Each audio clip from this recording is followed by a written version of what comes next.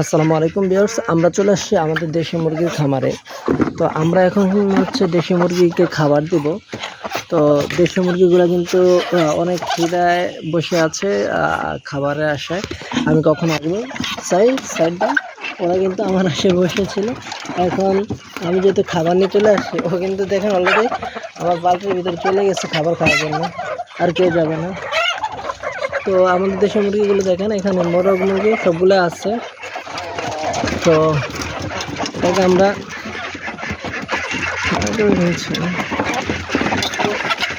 এখন তাদেরকে খাবারের ব্যবস্থা করে দিই।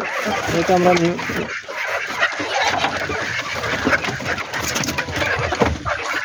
এখানে কিছু দিয়ে দেবো, চাইদিকে সব ময়লা করে দিয়েছে।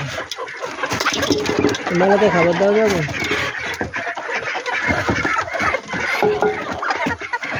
মেলা করছো কেন? চাই সাইড দাও। ওরা কিন্তু খাবার খাওয়ার জন্য পাগল হয়ে আছে।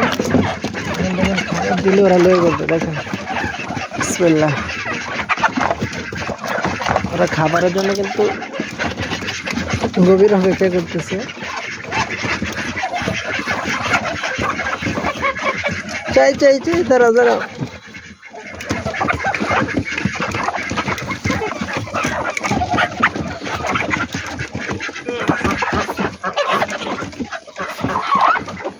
দেখতে পাচ্ছেন ওরা কিন্তু খাবার দেওয়ার সাথে সাথেই কিন্তু উপভোগ করে খেয়ে নিচ্ছে, মাশাআল্লাহ।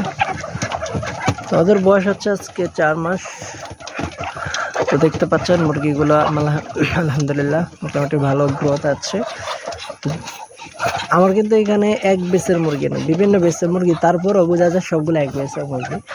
তো আমি সেইভাবে লালন পালন করে আসছি বিদায় মুরগিগুলো গ্রোথ এমন হয়েছে, তো দেখতে পাচ্ছেন। তো যারা দেশি মুরগি সম্পর্কে জানতে চান অবশ্যই আমাদের সাথে যোগাযোগ করবেন, ইনশাআল্লাহ জানতে পারবেন। যারা শামসুল কৃষি খামারের সাথে নতুন, তারা অবশ্যই চ্যানেলটি সাবস্ক্রাইব করে সাথে থাকবেন।